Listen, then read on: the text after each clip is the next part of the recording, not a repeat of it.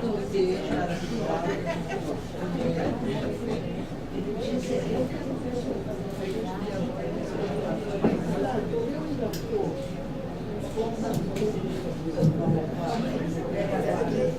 noite.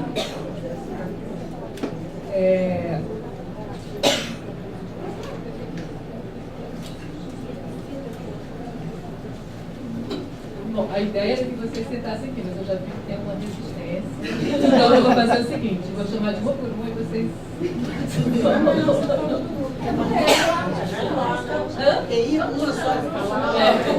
Acho que é a primeira.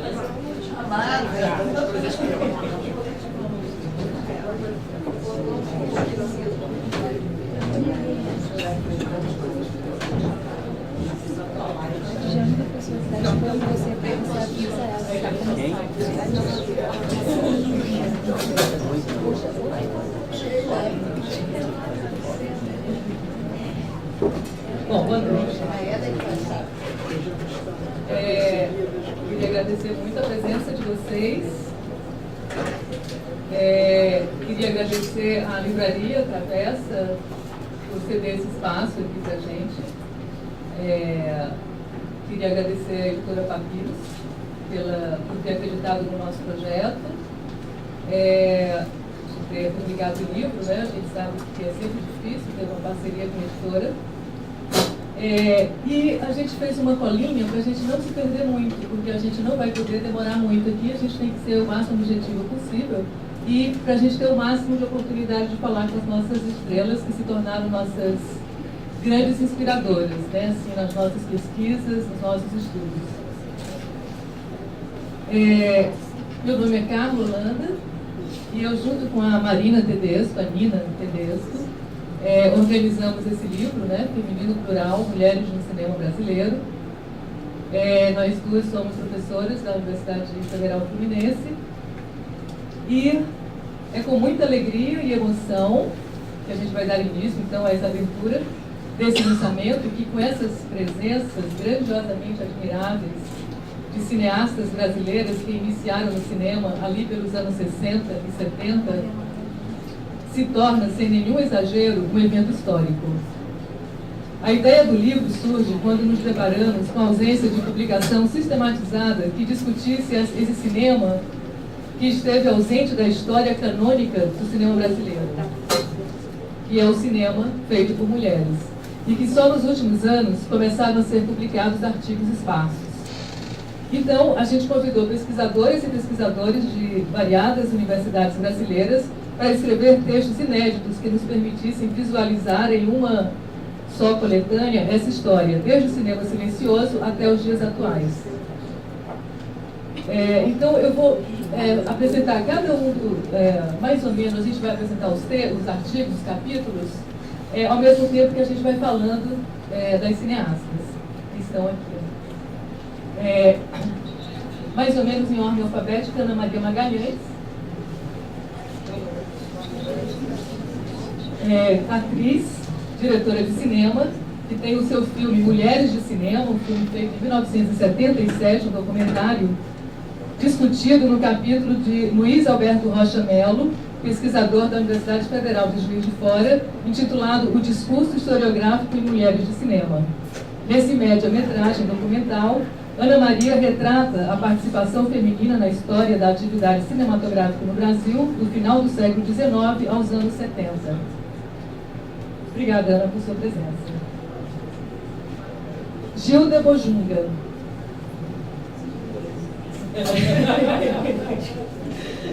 A Gilda tem a sua trajetória no Instituto Nacional de Cinema Educativo, apresentada e analisada pela professora da Universidade AMB Morumbi de São Paulo, né, Sheila Schwarzer.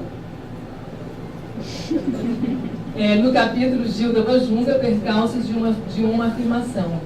Com a função de sinotécnica do INSE e espiando com discrição o trabalho de Humberto Mauro no Instituto, Gilda vai construir seu próprio caminho que passa por uma formação em Paris com Jean Rouge. Helena Solberg. Cineasta que até a semana passada teve toda a sua obra exibida numa mostra no CCBB de São Paulo e do Rio de Janeiro.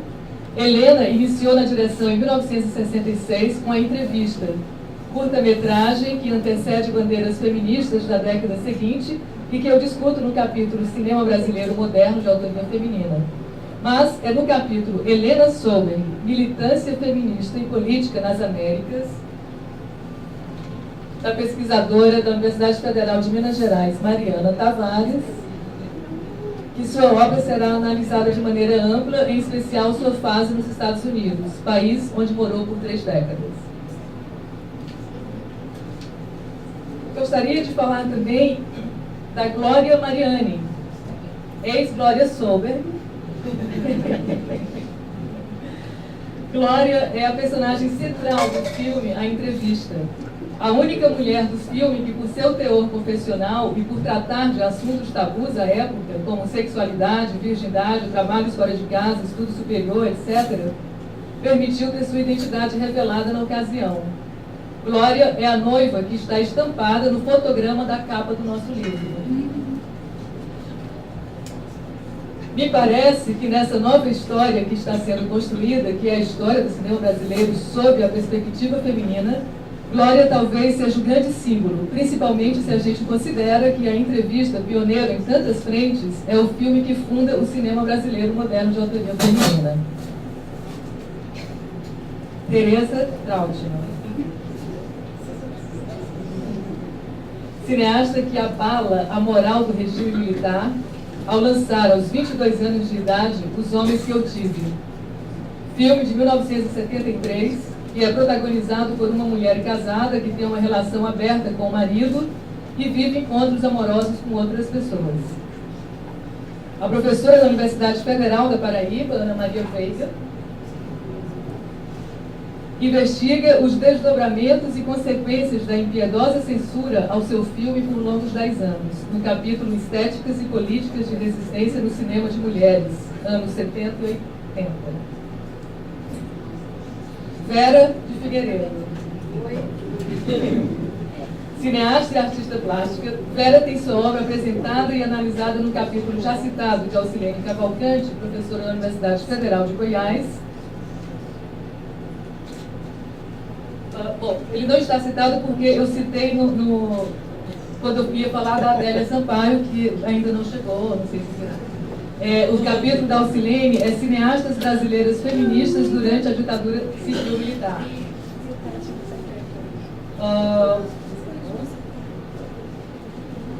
E também a Vera de Figueiredo, tratada no capítulo que eu também escrevi, que eu já falei dele. Os textos enfatizam, em especial, o seu filme de 1976, Feminino Plural, que também inspira o título do nosso livro. Nesse filme, Vera revela extrema consciência feminista ao abordar a opressão às mulheres e vai ainda além, quando destaca a especificidade da opressão dirigida à mulher negra e à mulher de idade avançada. Embora não esteja aqui presente, eu vou falar da Adélia Sampaio, que trabalhando no cinema em diferentes funções desde os anos 60, sua atuação no cinema é analisada pela autora Auxiliane Cavalcante, do capítulo que eu já falei. Adélia é a primeira cineasta negra a dirigir um longa-metragem no Brasil, Amor Maldito, de 1984, que leva para a tela o tema da homossexualidade feminina ao mostrar o conturbado romance entre duas mulheres. Eunice Gutmann, que nós também convidamos, cineasta que iniciou na direção em meados dos anos 70, tem a maioria de sua extensa obra tratando de questões ligadas às mulheres. No livro, no capítulo Articulações Feministas no Cinema Brasileiro nas décadas de 1970 e 1980, escrito por Marina Tedesco e Érica Sarmea, também ambas da UF, é destacada a atuação de Eunice como militante nas mobilizações políticas das mulheres no cinema brasileiro, sobretudo no coletivo de mulheres de cinema e vídeo do Rio de Janeiro, onde Teresa Trautmann também atuou.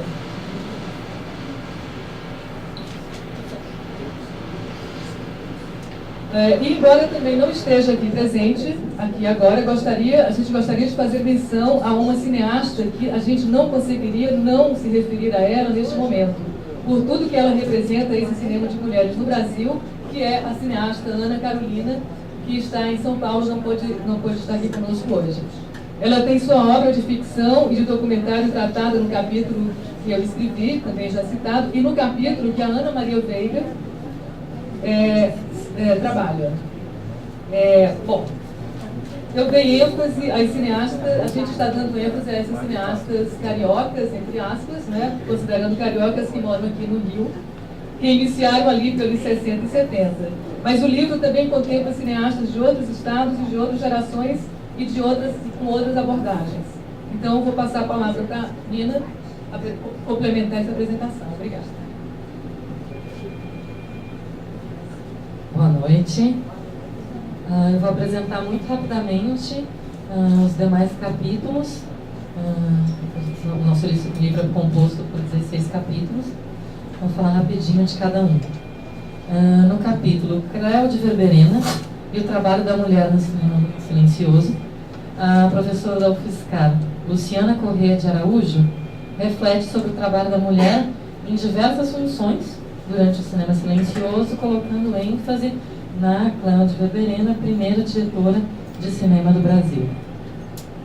No capítulo Cassandra Rios e o cinema erótico brasileiro, autoria e performatividade, as professoras da Unisul e da UFSC, Alessandra Soares Brandão e Ramayana Lira de Souza, elas procuram rever o cinema erótico brasileiro dos anos 70, a partir da atuação da escritora Cassandra Rios como roteirista adaptadora de 2 de seus romances. No capítulo Protagonismos Experimentais Femininos no Surto Superoitista dos anos 1970, Rubens Machado, professor da USP, e a doutora Ana Marina da Costa Campos se voltam para a produção de Super 8 brasileira, refletindo sobre as mulheres em frente e atrás das câmeras nesses filmes. Em formas de visibilidade e resistência no cinema feito por mulheres negras, as professoras Ceissa Ferreira, da UFG, e Edileuza Penha de Souza, da UNB, dedicam-se a cineastas negras que têm construído novas configurações de visibilidade e de resistência, em especial Renata Martins e Viviane Ferreira.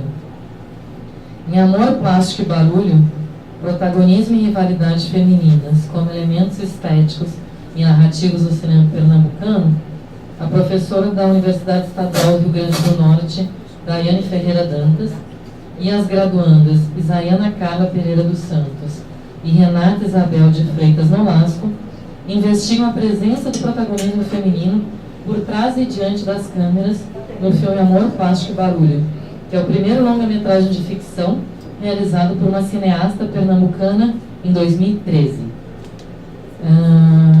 E acho que é muito importante nesse momento destacar aqui, já que esse é um livro escrito por pesquisadores e pesquisadores ligados às universidades brasileiras, muitas vezes às universidades públicas, que a Universidade Estadual do Rio Grande do Norte é uma das principais estaduais em luta no nosso país hoje, assim como a UERJ e tantas outras. Então, a importância da gente ter esse capítulo escrito por essas pessoas que estão lá lutando por essa universidade hoje, nesse momento, no Brasil. Um documentário biográfico e protagonismo feminino, a professora da UF, Denise Tavares, desenvolve suas considerações a partir da análise de documentários biográficos realizados por mulheres e das entrevistas que ela realizou com essas cineastas durante a sua pesquisa. Indo Pai ao País, documentário autobiográfico Face ao Fracasso das Esquerdas no Brasil, Ilana Feldman, pós-doutora em Teoria Literária pela Unicamp, olha para certos modos políticos de enunciação e subjetivação postas em cena pelos documentários Os Dias com Ele e Diários de uma Busca. Em Dora e a Luta Histórica contra os Fascismos, Subversão e Limiar em Retratos de Identificação, a professora da UFMG, Roberta Veiga, parte do filme Retratos de Identificação para discutir de que maneira a militância feminina se modulou durante a ditadura civil-militar empresarial brasileira e a forma como o olhar da diretora do filme configura essa militância. Bom, a gente precisa agradecer muitíssimo, antes da gente passar a palavra para vocês, as pesquisadoras que vieram, né, dos seus lugares de origem, e a gente gostaria que elas falassem um pouquinho, se apresentassem, que dissessem qualquer coisa, botassem uma piada, alguma coisa, mas a gente precisa ouvir vocês. Vou passar primeiro então para Ana Maria Veiga, professora da Universidade Federal da Paraíba.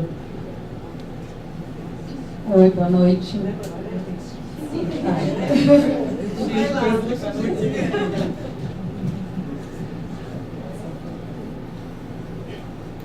Boa noite. É um prazer estar aqui, né? A gente, como pesquisadoras, a gente sabe a emoção de estar aqui com vocês hoje. Helena, que eu conheci também, que minha tese de doutorado foi sobre a Tereza, Helena e Ana Carolina, né? E aí depois escrevi artigos sobre a Helena também, sobre o trabalho da Tereza, né? E, enfim, é um grande prazer, uma honra participar desse livro especificamente, porque, na minha opinião, era o que estava faltando na literatura e sobre cinema, esse cinema de autoria feminina nos diz muito respeito também, né? Então, bom, o meu capítulo, como a Carla falou, é sobre estéticas e políticas no chamado cinema de mulheres, né, no termo dos anos 70, principalmente. E ele vai fazer um paralelo entre Os Homens que Eu Tive, o filme da Tereza, e o Das Tripas Coração, da Ana Carolina, né? Pensando as possibilidades, as buscas, estratégias de estéticas e políticas possíveis naquele momento contra as ditaduras, né? A ditadura brasileira, especificamente. Então, brevemente é isso, né? Obrigadíssima, querida. Para Sheila Schwarzman, professora da Universidade AMB Morumbi, São Paulo.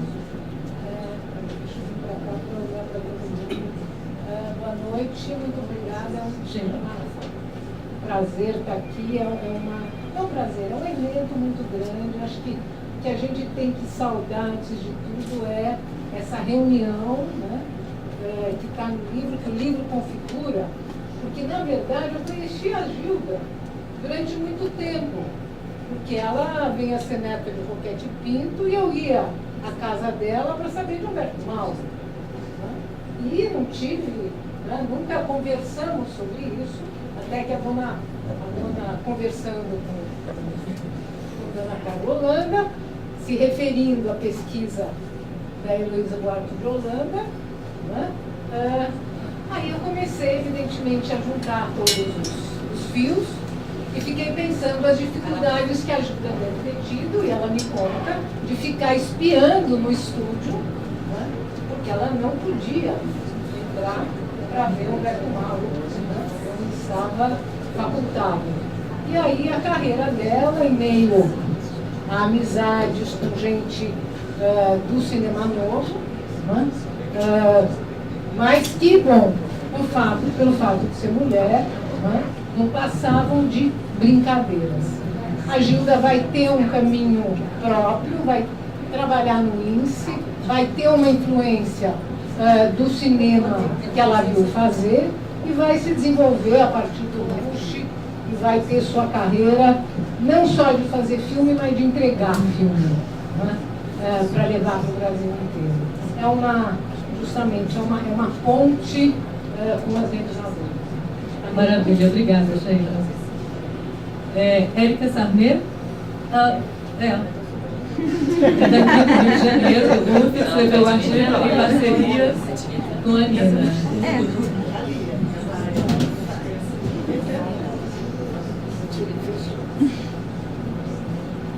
Boa noite, eu sou de Niterói, não é tão longe assim, mas já que eu fui convidada para falar, é uma grande honra para mim, imagina, estar aqui com todas as cineastas e essas pesquisadoras que são minhas inspirações diárias. Esse capítulo que eu escrevi com a Nina é sobre articulações feministas no cinema brasileiro e, na verdade, é algo que foi completamente apagado da historiografia do cinema, né? Assim, acho que até a gente começar essa pesquisa, entrevistar várias das cineastas, é algo que era praticamente desconhecido. Assim, em 79 teve a Associação Brasileira de Mulheres Cineastas, que a Teresa Grausman fez parte, foi o coletivo de mulheres cinema e vídeo. E também nos anos 80 o coletivo de mulheres cinema e vídeo do Rio de Janeiro. São articulações feministas, enfim, que até então acho que nesse boom do feminismo recente, né, dos últimos 3 anos, tem-se muito uma ideia de que é algo completamente novo, né, como se as cineastas mulheres estivessem começando a se dar conta disso, né, da opressão, do machismo. E, na verdade, essas mulheres já estavam bem conscientes disso há muito tempo. É algo que a gente vê nos filmes, mas viu também na política. Enfim, acho que é isso. Maravilha, obrigada, Alessandra Brandão, professora da Universidade Federal de Santa Catarina. Boa noite, gente. É uma honra demais estar aqui com vocês, essa constelação de mulheres incríveis, de autores e autoras incríveis que estão nesse livro. Eu acho que tem um conceito que a gente vem trabalhando, a Romena, que é coautora do texto, mas eu acho legal ela falar disso também. Uma piada é que eu vou deixar para ela falar sobre o café. É o conceito de marcha. Se a gente está nas ruas marchando, lutando pelos nossos direitos, pelas nossas representatividades, eu acho que esse livro que vocês fazem é uma espécie de marcha acadêmica que a gente, né, se coloca politicamente para trazer à tona, para dar visibilidade para essas pesquisas e para essas cineastas e para esses filmes incríveis que a gente trabalha. Muito obrigada demais pela honra de fazer parte disso, desse momento histórico, que seja o primeiro de muitos. Vem falar sobre Cassandra Rios. Obrigada, Alessandra. Ramayana Lira, professora da Unisul. Escreveram juntas. A gente fez essa autoria queer e complicou um pouco também a nossa de autoria, trazendo a Cassandra Rios para a conversa. Boa noite, gente. Primeiro tem que falar do aspecto afetivo, mesmo como a Alessandra falou, né? Eu estou literalmente arrepiada, né? Não é à toa, é uma vibração incrível, né? Que essa mesa composta aqui diante da gente, né, provoca. É uma honra realmente poder falar para elas, né, para vocês um pouco desse capítulo. Rapidamente, é um capítulo em que a gente primeiro faz uma espécie de experimento teórico, né, questionando a própria ideia de autoria, essa relação muito próxima que tem de autoria com a figura da direção. Então a gente testou pensar a autoria também na escrita do roteiro, pensando a Cassandra Rios como essa autora lésbica maldita, que teve, pelo menos, no nosso capítulo, um romance que ela escreveu, a Paranoica, né, adaptado para o cinema. Então, a nossa tentativa é essa, né? De certa maneira também chacoalhar a ideia de autoria e pensar esse sujeito queer, né, através dessa nossa escrita muito embaralhada, a minha, da Alessandra. A gente escreve meio queeramente também, de certa forma. Mas também tenho que prestar todas as minhas homenagens também a as mentoras do projeto, né, que de certa forma, quando você fala de constelação, elas foram esse campo de gravitação, né, que atraiu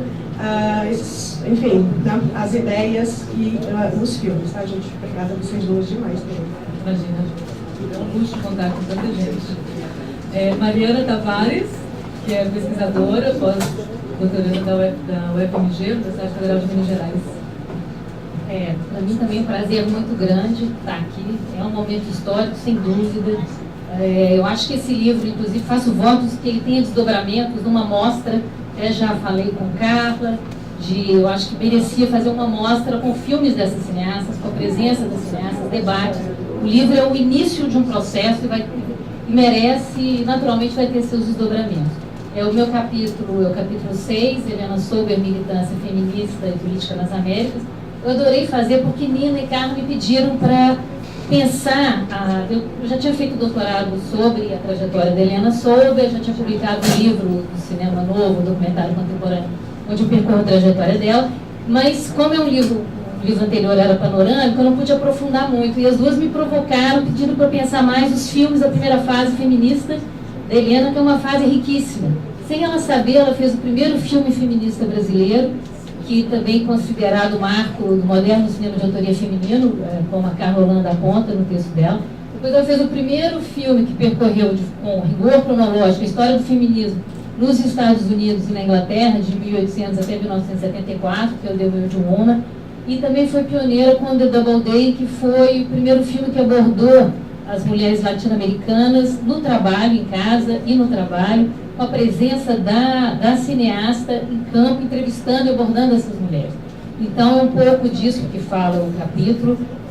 Trata da questão da invisibilidade no primeiro filme, que é muito curioso na entrevista, porque é uma invisibilidade solicitada pelas próprias personagens. Normalmente, quando a gente fala de invisibilidade, a invisibilidade ela é dada, ela não é solicitada.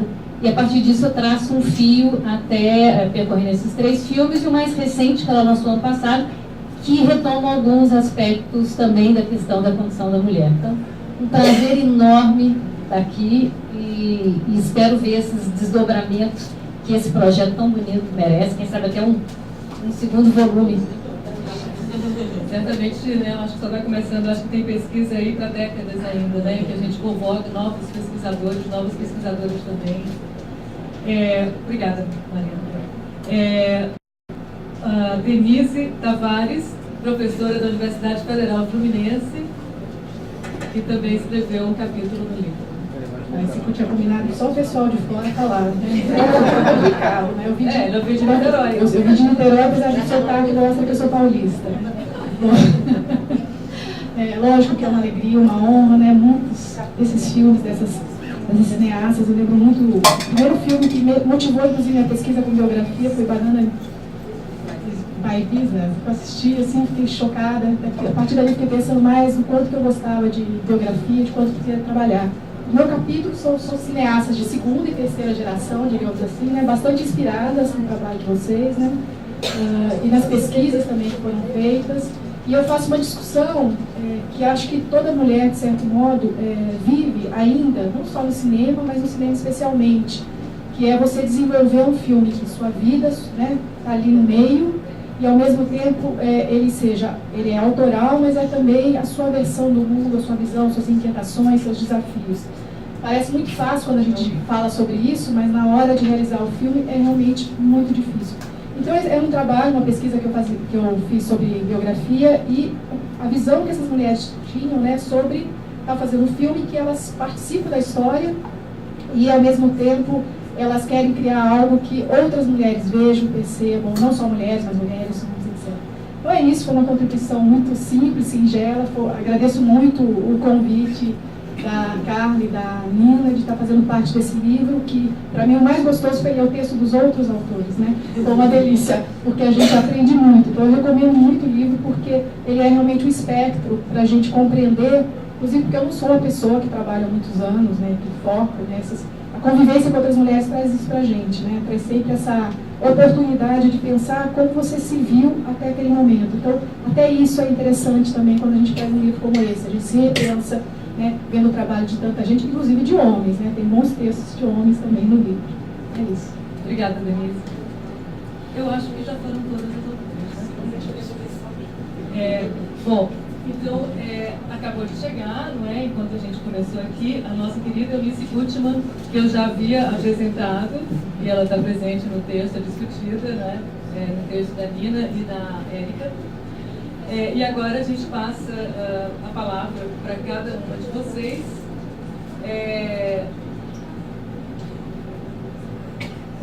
Quem quer falar primeiro?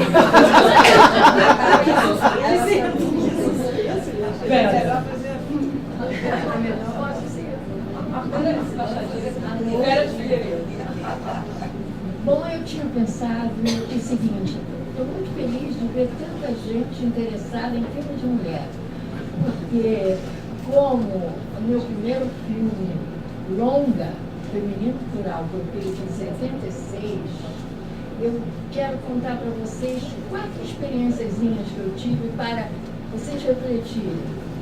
Na primeira noite que lancei o filme, no Cinema 1, assim, no Cinema 1, à meia-noite. Era a estreia do filme. Então, porque sendo um filme feminista, estava muito difícil de botar no cinema. Porém, o Alberto Chatovski me convidou com muita audácia e botei lá. Só que eu acho que peguei pesado, porque a primeira cena é um parto, fora de foco. Na mesma hora, É um o filme homem feminino se plural. levantou e passou por mim, sem saber que eu estava lá, e disse: que indecência! Sei lá. Foi um homem que levantou e foi embora, levando a mulher e mais alguém que estava lá com ele também. Depois dessa experiência, no meu filme, tive outra experiência. Uma mulher, jornalista, conhecida, ela foi me visitar de repente e disse: depois de ver seu filme, eu quero bater na sua cara.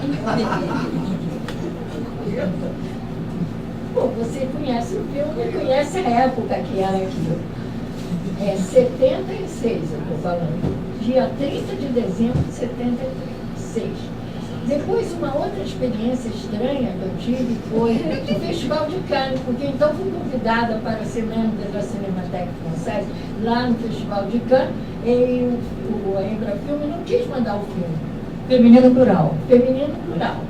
Mas outros amigos conversaram e tal, e enfim, eu fui levando o filme e foi muito sucesso lá. De repente, um diretor da Embrafilme disse o seguinte para mim: é uma vergonha este filme brasileiro, feminista aqui, uma terra de macho.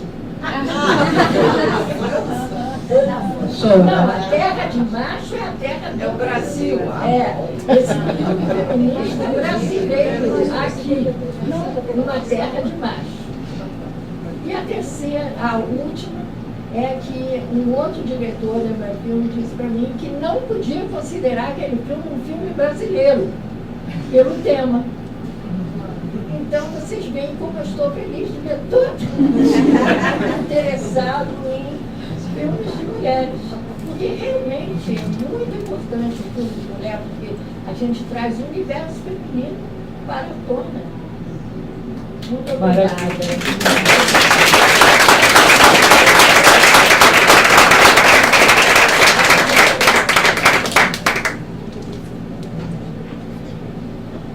Bom, eu tenho um amigo que diz que eu sempre contornei a história e a história me contornou. Eu acho que isso é um pouco verdade. O Mulheres de Cinema partiu de uma investigação pessoal. Era a época da Porno Chanchado, em 74, eu era atriz, mas eu também já tinha montado filmes, e eu me sentia, na realidade, uma mulher de cinema. E então eu fiz esse projeto, né, fiz uma pesquisa, não sei o que, fiz esse projeto, botei um concurso do MEC, não existia o Ministério da Cultura. E os principais cineastas ganharam, né, Leon, um monte de gente, e eu fiquei como primeira suplência. Com sorte minha, alguém desistiu, então eu pude fazer. Mas aí eu pesquisei muito, eu li o livro do Paulo Emílio, né, Humberto Mauro Cineastas Cataguases, mas eu pesquisei muito. E dei aquela pirada, o filme era para ter 15 minutos e tem 47. Porque eu fui indo, não dava. Tinha a Gilda de Abreu disponível para eu entrevistar, imagina. Foi uma maravilha conhecer a Gilda de Abreu, conversar com ela. Depois eu fui filmar Humberto Mauro, que é o único homem do filme, por causa da Carmen Santos. E foi assim, o primeiro filme eu botar a câmera para enquadrar Humberto Mauro. Ele falou assim: levanta um pouco o tripé. Eu estava assim, mas foi muito bom. Depois ele mandou uma carta, foi maravilhoso. E aí foi isso, eu fiz esse filme assim, partindo de uma investigação pessoal, como viviam as atrizes ao longo do tempo, né, no Brasil, porque o Brasil é muito cheio de ciclos, sobretudo no cinema, abre um ciclo, fecha outro ciclo, a coisa vai e volta, né, e a vida da gente também. Então eu estava assim no auge dessa investigação. Mas acontece que quando a verba saiu, eu estava fazendo uma novela, Gabriela, de muito sucesso, não tinha tempo de filmar. E o Avancini, graças a Deus, deu 10 dias, porque nós estávamos com capítulos, frente de capítulos.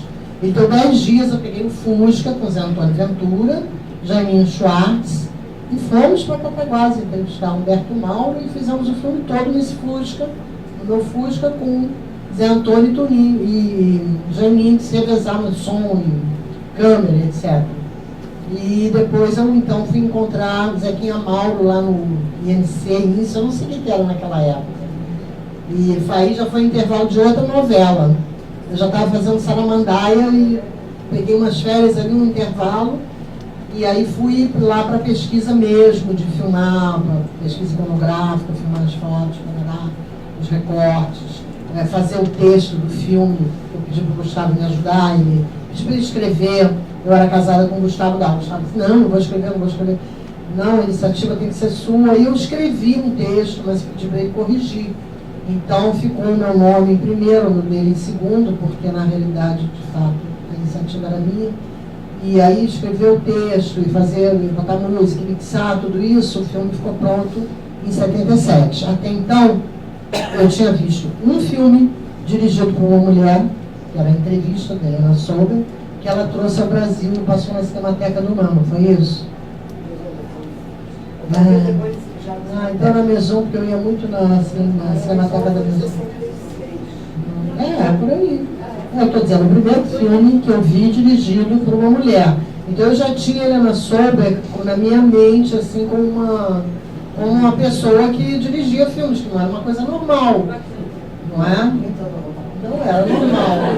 Mas assim, então eu já tinha assim que. Eu pensava também que isso não era uma coisa para homem ou para mulher fazer, era para todo mundo fazer. Isso já estava na minha cabeça. Eu tinha vontade, claro. Então foi muito bom essa primeira experiência, porque inclusive eu filmei Ana Carolina, que ainda não tinha feito o primeiro filme de ficção. Talvez tivesse feito só o Doutor Getúlio. Não tinha feito ainda Mar de Rosas, eu acho. E filmei Carolina como se ela fosse uma diretora, mas eu sempre pensava, foi bom isso ao longo do filme, porque inicialmente eu pensava nas atrizes. Mas o que eu entrevistei a Júlia de Abreu já teve um outro lado, que era a diretora. E a Carmen Santos também tinha o sonho de dirigir, dirigiu. E a Norma Bengel ia dirigir um filme. Então, assim, ficou uma coisa bem ampla, que ficou a representação feminina, mas a representação também da diretora no grupo do cinema no Brasil, que era uma coisa difícil, porque as pessoas sempre olhavam com uma certa desconfiança. Por exemplo, eu sei porque eu era montadora, assistente de montagem, montei curta-metragens, fui assistente de montagem de longas, do Mário Carneiro, do Gustavo. Então eu transitava aí pelas moviolas, pelos estúdios, dirigi dublagem, tinha todo um trabalho técnico, né? E eu sentia sempre uma certa, assim, desconfiança, não dos técnicos, mas dos diretores do cinema, né? Eles sempre olhavam, sabe, moça, é atriz ou é montadora? O que ela resolveu na vida dela? É porque eu realmente não me sentia delimitada, né? Eu posso ser atriz de teatro, de tudo, mas no cinema é outro espaço. O cinema proporciona isso. Você se integra, né, a ele e você passa a ser uma mulher de cinema. É isso.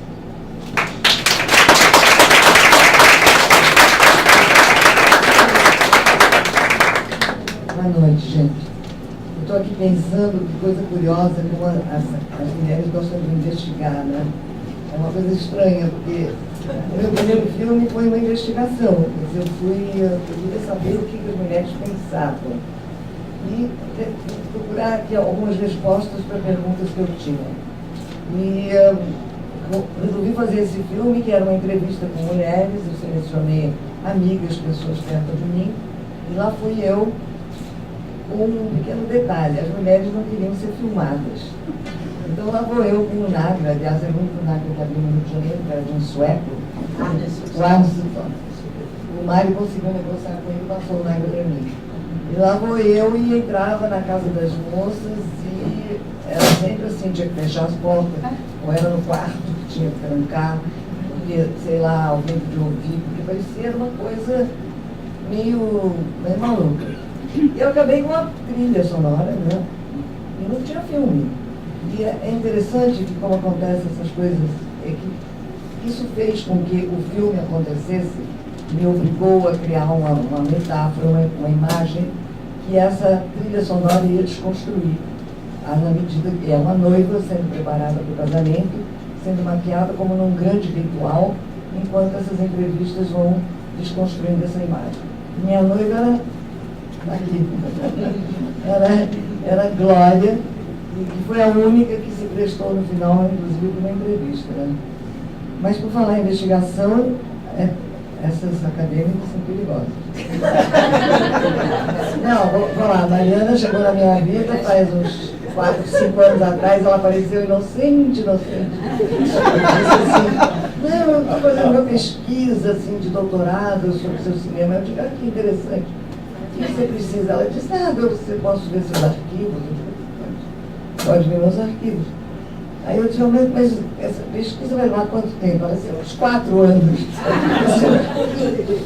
Uma coisa impressionante, a tenacidade. E hoje ela sabe mais de mim do que eu sei.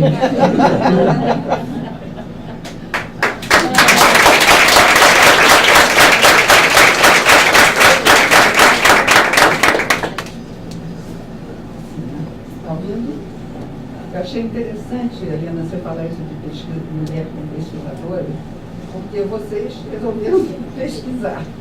Eu não sou uma cineasta, né? Eu apenas fiz esse filme. Mas se estabeleceu uma coisa assim, interessante, e eu não sou uma cineasta, mas de repente eu comecei a me sentir fazendo parte disso também. Né? É uma coisa assim que ressurgiu lá no fundo, muito profundo lá. E gostei muito de estar aqui, gostei muito de estar com vocês. Segunda vez na vida que eu estou falando alguma coisa em público, mas eu senti realmente isso, vocês se aprofundaram alguma coisa, foi muito interessante.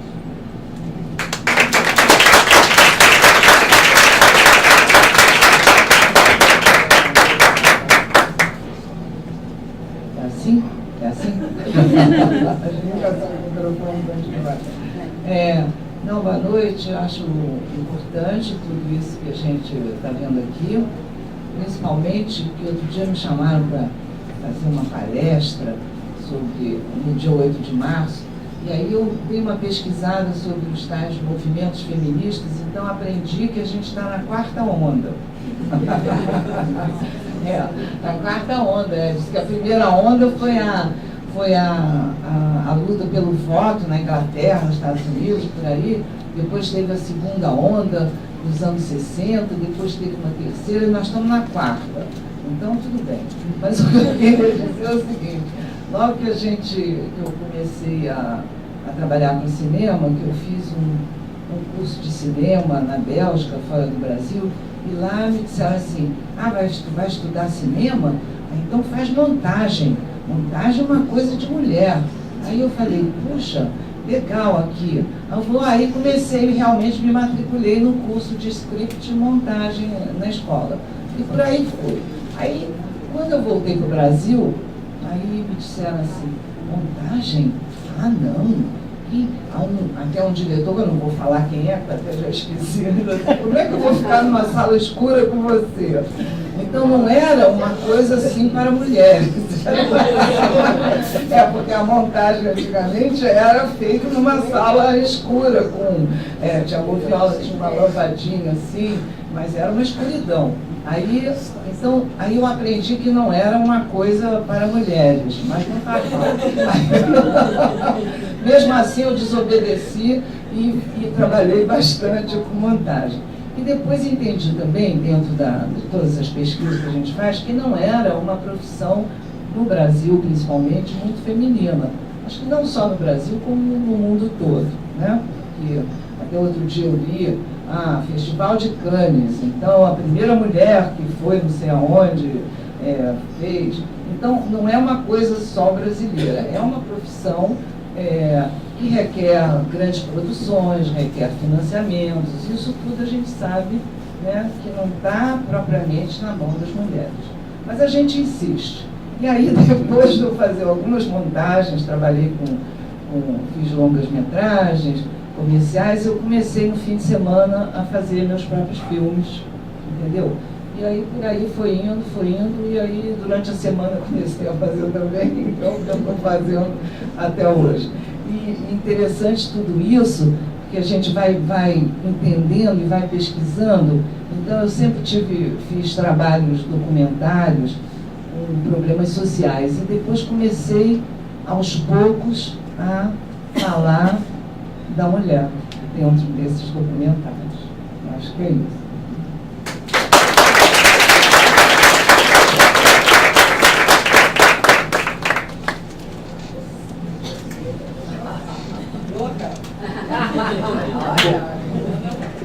Ela é pesquisadora, então ela quem manda, né, no pedaço aqui, porque é assim, vamos dizer, inusitado e pouco comum. Eu que estou acostumada aos bastidores, né, é um trabalho de bastidores, o tempo todo, ficar aqui na cena, né? Então, não é bem o habitual, né? Eu estava lembrando hoje, quando eu fiz Os Homens que eu tive, e ele foi lançado em 1963, eu tinha 22 anos, né? Uma parte da crítica fez assim, como se fosse um filme confessional, né? Os homens que eu estive aí viam que eu tinha 22 anos, já era assim. Aí pronto, 22 anos, então, ela está sendo explorada por um homem. Era evidente uma mulher fazendo tudo. Os homens que eu tive tem 22 anos, ela tem um homem que está explorando. E isso mas você imagina essa visão. Mas era, exatamente. Então, quando eles olhavam, iam conversar comigo, percebiam, né? Bom, o filme não demorou muito, foi interditado. Foi interditado exatamente pela temática feminina. Era a época, né? 1973 foi na época da ditadura mais violenta do Brasil, na época do Médici, na época do general Antônio Bandeira, aquele que torturou o Gregório Bezerra na praça pública. Então, foi a época assim, mais pesada mesmo da ditadura, né? E nessa época que o filme foi interditado, houveram 10 outros filmes que foram interditados. Sacre Vanzetti, Classe Operária Valparaíso, Governo Metalúrgico, foram assim, Zabriskie Point, foram vários filmes que foram interditados numa única leva. Tá? O meu foi o único brasileiro que ficou interditado.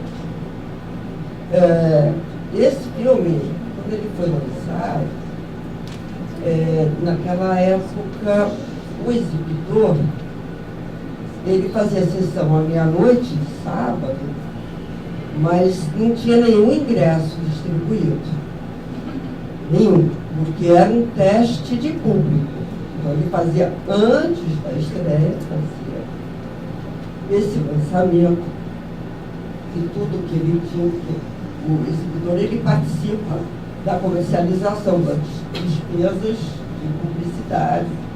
E tudo que tinha nesse lançamento, sábado à meia-noite, era um tijolinho assim, quer dizer, na parte de serviços do jornal lá que ia ter o filme. E eu estava tão entusiasmada na primeira exibição pública do filme, então eu saí correndo para o cinema para receber as pessoas na fila e tal. Eu esqueci de levar documento. Quando cheguei para entrar no cinema, o porteiro fez assim, documento, meu. Esqueci, moço, tal. Mas eu sou essa aqui. Conta outra. Todos os meus amigos entraram, o mundo entrou, e eu fiquei lá do lado de fora, desesperada. Já estava assim, quase querendo bater no porteiro, eu estava agoniado. Meus amigos entravam rindo, né? Imagina. Eu sou essa aqui, ele, conta outra. Não tinha jeito, não tinha discussão. Eu estava já, mas não na hora de desespero.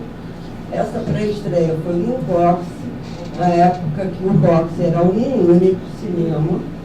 Então cabiam 1.700 pessoas. E quando ele me deixou entrar, eu somente consegui sentar no segundo balcão, lá em cima, no meio ali daquela turma da bagunça mesmo, né? Imagina, eu com 22 anos, a turma da bagunça começava a gritar e eu levantava para explicar o filme, né? Bom, são cenas assim, quer dizer, que você vivencia, acabam se lembrando de alguma forma. Eu queria aproveitar esse momento, que eu encontrei uma pessoa aqui, que ela propiciou, de uma certa forma, a existência do filme Os Homens que Eu Tive, que ela emprestou a casa dela, que é a casa da personagem, que é a casa que começa o filme, toda a primeira parte do filme foi filmada na casa dela, que é a Miriam Graber, super gracinha.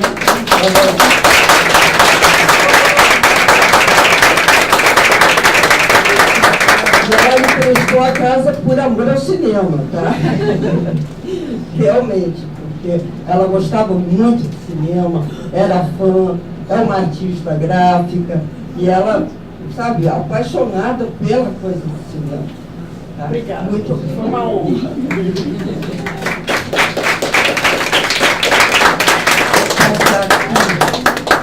Para Gilda.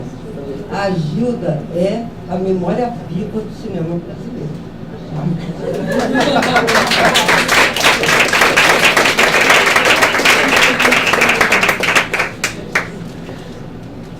Boa noite. Essa belíssima plateia. Vocês, minhas amigas, cara, até já não falo há muito tempo. Cercada dessas mulheres maravilhosas. Meu orgulho estar aqui junto de vocês. Sabe, assim, que bom, estamos aqui. Deu-se uma volta, foi, veio, aconteceu, vai para um lado, vai para o outro, mas são as minhas grandes mulheres. Se eu pudesse, eu começar a fazer um filme hoje aqui. Verdade.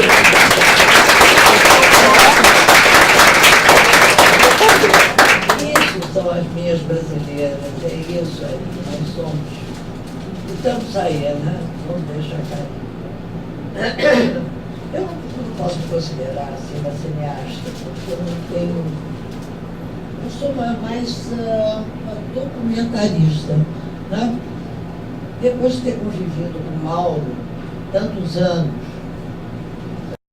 minha mãe trabalhava lá como assistente do Mauro também, então era tudo meio de família, mas levava-se muito a sério aquele negócio todo e tal. O que a Sheila falou, ninguém me dizia, não vai entrar, menina, não. Mas ninguém queria me explicar o que era.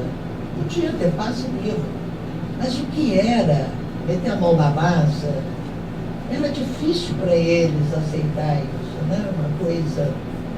Aí a coisa foi crescendo, aquela vontade de alguma coisa, eu não sei se eu vou poder fazer ou não e tal. Aí chegou aquele bando de homens lindos, que nós sabemos, para começar com Arne Sukersdorf.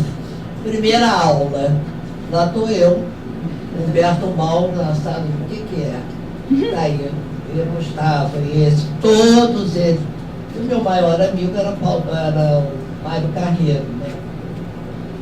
Vida toda, amiga da irmã dele, da Beatriz. Então eu cheguei e disse, Máriozinho, o que está acontecendo aí? Aquele negócio de maravilha. E vai lá, aquela coisa caga dele. Vai lá. Vou lá. Mas vem cá, eu vou entrar aqui, a única mulher, me senti, sabe, uma rainha no meio daqueles jovens, começando o nosso cinema dos rapazes, e não tinha uma mulher. Ainda não tinha. E isso foi um tempo lá de... Mas para resumir para vocês, quer dizer, a partir daí começou a desenvolver.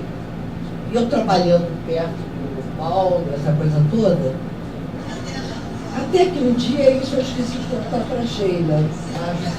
Faltou uma coisa, hein? Eu não escondi, não. O Mauro me disse assim, eu vou te mostrar uma coisa interessante. No filme, documentário, não sei por que estava lá no INSE, Instituto Nacional de Cinema Educativo, professor do INSE, o filme de uma mulher interessante. Simplesmente era Leni Riefenstahl. Eu fiquei assim, né? Caiu o queixo daquela coisa monumental, né? Dos Jogos Olímpicos, o triunfo da vontade, né? O documentário. Não é? É. E aí eu disse, gente, é por aí que eu quero ir. Aí fui em frente, eu fui para Paris, consegui uma bolsa no Museu do Homem e tive felicidade, né, de acompanhar o Jean Rouch, ver toda a obra dele, quer dizer, eu fazer parte desse clube, vocês não sabem o que é isso. Muito obrigada a vocês todas, grandes amigas e grandes cineastas. E salve a mulher brasileira.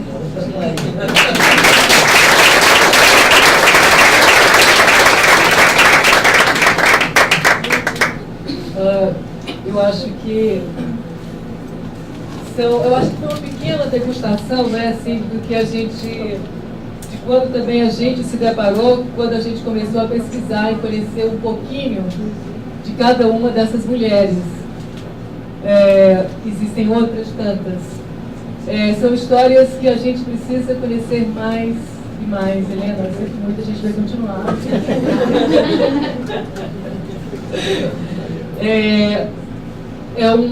A gente precisa entender por quê, como, de que forma, e também o que a gente pode fazer para que isso seja recompensado, né? Essa história não contada do cinema brasileiro a partir sob a perspectiva feminina. É toda uma história que a gente percebe que ela está vindo à tona nos últimos anos. Mas existem muitas histórias. Cada um dos depoimentos de vocês é assim, simplesmente de arrepiar. Parece uma coisa simples que vocês estão fazendo, mas assim, mexe, não é? Com tanta coisa, com tanta possibilidade que pode vir a se tornar mais conhecimento e a gente compreender mais esse cinema que, infelizmente, ainda não tem a visibilidade que merece. Mas a gente acredita que nos próximos anos, nas próximas décadas, a gente vai recompensar isso. Eu queria agradecer, pedir uma salva de palmas para por favor, muito obrigada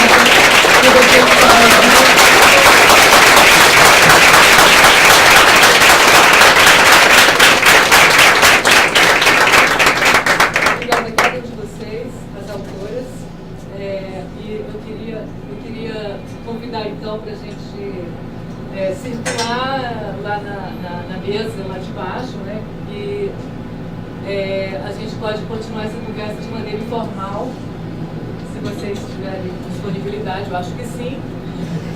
Então, obrigada. Esse com o lançamento, né? Lá embaixo. Lançamento aqui. Obrigada a